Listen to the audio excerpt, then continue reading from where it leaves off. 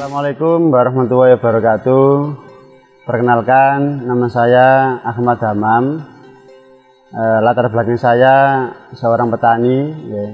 Saya ini salah satu warga desa yang sejak dulu memang suka di sawah. Di sawah itu ya ada perikanan, juga ada pertanian. Sehingga di situ memang sampai sekarang pun saya juga masih menggeluti di pertanian atau perikanan. Kalau pendidikan saya lulusan S1 teknik sipil, ya. Teknik sipil kok menggeluti pertanian, ya nggak nyambung ya. Tapi kalau kita sambungkan ya nyambung dengan adanya teknik, ya, sehingga kita bisa melaksanakan, bisa mengolah hasil sawah itu dengan cara-cara yang lebih efisien, yang lebih mudah.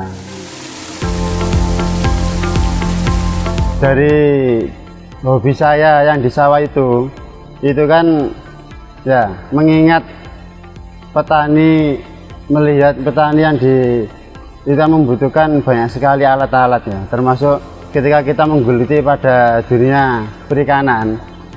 Kalau kita membuat perikanan itu secara intensif, otomatis kita ini membutuhkan banyak sekali alat.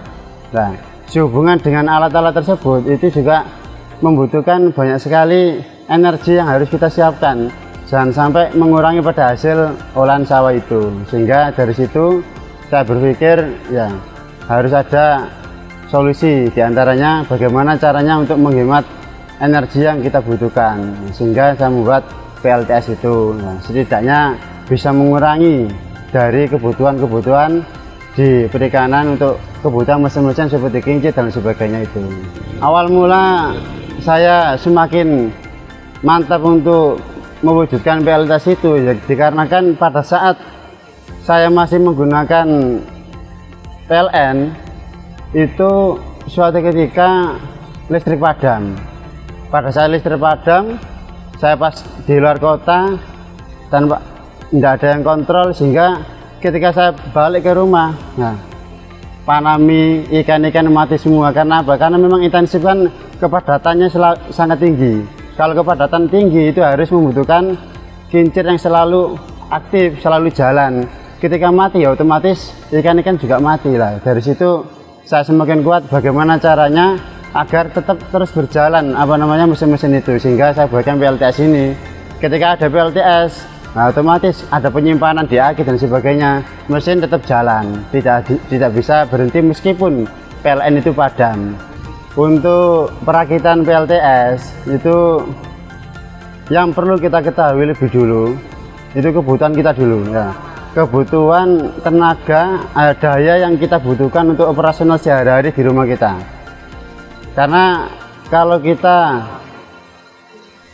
melihat penggunaan PLN ya, penggunaan PLN yang kayak 900, daya 900. Nah, daya 900 itu bukan berarti kebutuhan kita di tenaga daya itu 900, bukan. Kebutuhan kita adalah berapa lama mesin kita berjalan dikalikan dengan daya yang dibutuhkan itu, sehingga total keseluruhan selama 24 jam. Nah, ketika kita sudah tahu kebutuhan itu, barulah kita merakit. Mulai dari panelnya terus turun ke akinya, itu baru kita rakit. Di antaranya kalau panel itu kan kemampuannya ada macam-macam. Satu panel ada yang 100 WP. 100 WP itu berarti dalam satu hari kemampuannya itu bisa mengambil energi dari matahari itu bisa mencapai 500 watt. 500 watt itu 1 WP, 100 WP ya. Kalau misalkan kebutuhan kita katakanlah 10.000 watt dalam hitungan 24 jam ya. Hitungan 24 jam itu ya termasuk kayak kita menggunakan panami intensif ya. Ada kincir, ada dinamo-dinamo, ada pompa, terus ada air dan lain sebagainya. Itu kita total keseluruhan semua butuh berapa, baru kita background ke kebutuhan panel, kebutuhan aki, dan juga termasuk controller dan sebagainya. Jadi kalau kita urutkan ya, kita urutkan mulai dari pertama, mulai dari matahari masuk ke ditangkap oleh panel, dari panel surya nanti turun langsung ke kontrol panel ya. Dari kontrol panel nanti turun ke aki, kemudian dari aki kita turunkan ke inverter. Nah, ini ada dua alternatif, bisa dari aki langsung ke inverter atau dari aki kita kelola dulu di panel kontraktor itu ya. Jadi nanti agar output AC-nya ketika ke mesin dan sebagainya itu bisa sempurna, bisa unggul, tidak sampai kurang dari 220 itu. Nah, terakhir kalau sudah kita masukkan kontaktor, ada MCB dan sebagainya itu seperti yang di sini ini ada semua, baru kita salurkan ke mesin-mesin. Kebutuhan air panami, ketika panaminya keruh, otomatis kan kita sat ya, kita sipon. Nah, kita sipon itu kita gunakan pompa, otomatis membutuhkan energi.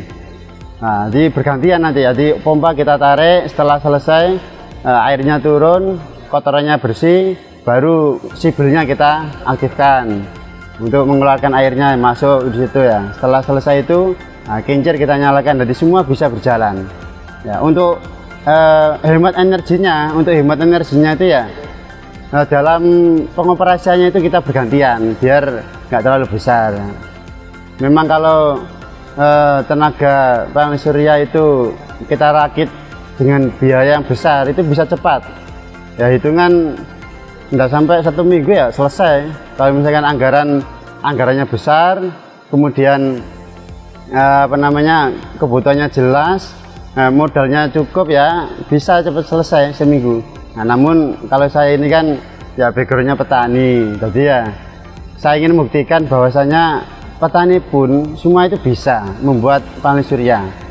Ya, pernah saya contohkan itu kebetulan ini saya kan ya termasuk perangkat di desa ini.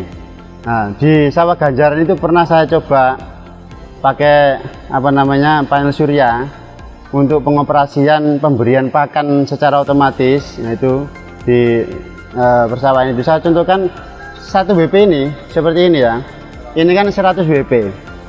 100 WP ini cukup untuk mengoperasikan kayak dinamo, termasuk sanyo, dan memberi pakan otomatis yang keliling itu bisa. Nah, dari situ banyak petani yang melihat, loh, berapa harganya? Saya sampaikan karena efisien, cuma 1 panel, 1 aki, 1 mesin bisa. Nah, dari situ saya ingin menyampaikan ke warga juga bahwasanya panel PLTS, pembangkit listrik tenaga surya, itu tidak harus mahal. Nah, bisa kita mulai dari kecil. Sehingga yang jenengan tanyakan tadi untuk perakitan, ya untuk perakitan itu disesuaikan dengan budget, itu bisa. Nah, itu garansinya 20 tahun, sehingga sebelum masa garansi berakhir kita ini sudah BEP, karena hitungan 2-3 tahun itu kita sudah iya balik modal, kita sudah gratis untuk biaya listriknya.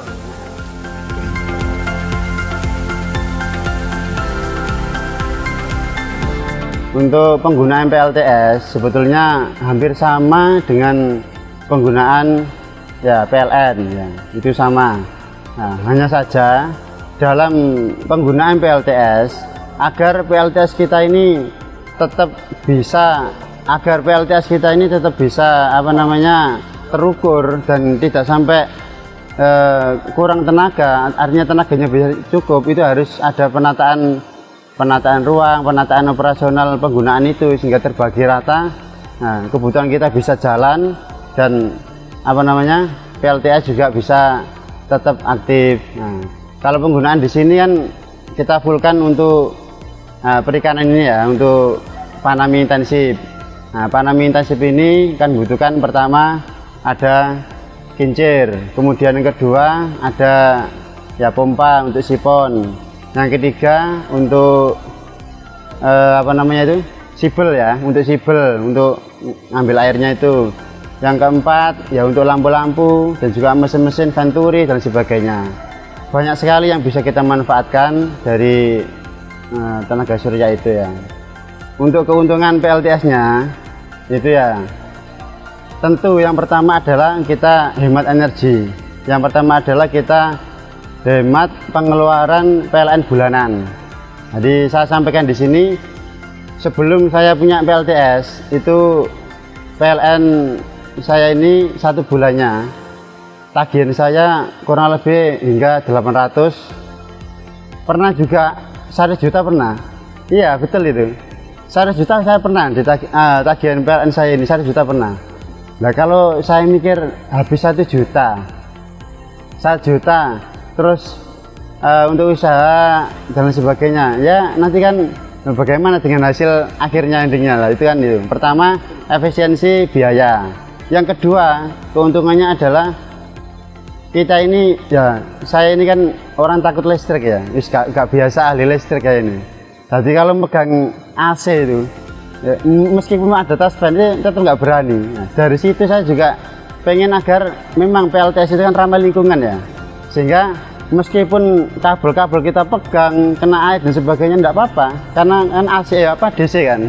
Jadi DC kan bebas, sehingga dari situ juga salah satu keuntungannya memang ramah lingkungan, sehingga kita ini bebas dalam mengoperasikan, termasuk kita betulkan alat di dalam air, di dalam tambak itu enggak khawatir kesetrum, enggak apa-apa karena DC itu salah satunya. Di antaranya lagi kita kan punya anak kecil-kecil ya, anak kecil-kecil, kita usahanya di rumah. Kenapa kok usaha di rumah? Ya karena daripada lahan kosong, untuk pemanfaatan lahan agar lahannya bisa produktif ya kita buat seperti ini. Nah, namun resikonya ketika pakai AC kan ada anak-anak kecil itu kan bahaya juga itu. Nah dari situlah kita ambil PLTS agar ramah lingkungan itu. Mau nyemplung kolam enggak masalah, meskipun airnya kabelnya terkupas enggak masalah. Itu memang betul-betul ramah lingkungan ya, karena DC kan enggak apa-apa itu. Nah memang itu salah satunya manfaat dari PLTS itu ya. Bagaimana tips untuk pembuatan PLTS dengan budget yang terbatas?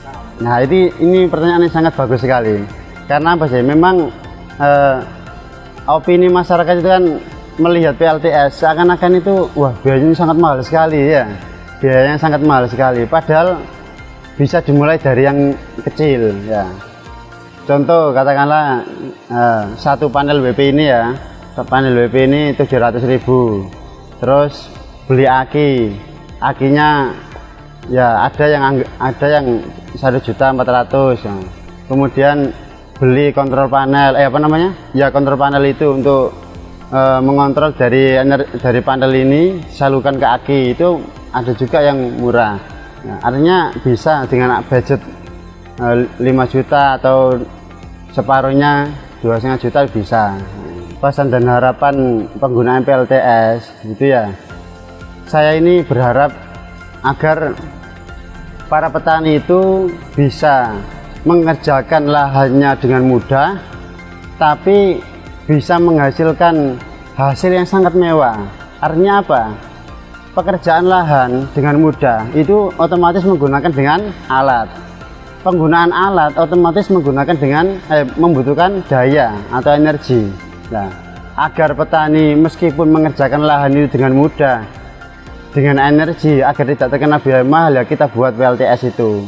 Nah, ketika pekerjaan lahan petani meskipun persawahan atau pertambakan itu dengan alat-alat semua, petani itu mudah, bisa juga di remote di rumah ya. Kalau seperti di sini ya bisa kincir ini memang saya pakai alat ini langsung saya hubungkan ke HP, sehingga meskipun saya di luar kota melihat kok airnya keruh, bisa saya tombol untuk mengeluarkan energi. Kita klik di HP sini langsung nyipon. Terus ada lagi untuk ngisi air bisa ditombol di mana-mana saja. Terus untuk ngasih air ngasih pakan, untuk memberikan pakan itu juga ada. Kebetulan mohon maaf ini pakannya pas lagi maintenance ini. Nanti sekarang masih tak betulkan ini. Ada juga pemberi pakan auto feeder ya. Auto feeder itu kan enak, kita walaupun di luar kota kok belum makan panaminya, ingat panaminya, kita langsung kasih pakan dari sana bisa. Nah, itulah yang saya harapkan, agar para petani itu bisa mengerjakan lahan itu bisa lebih mudah dan bisa menghasilkan yang sangat istimewa. Hasilnya bisa berlimpah, pekerjaannya mudah, itulah yang harapan saya.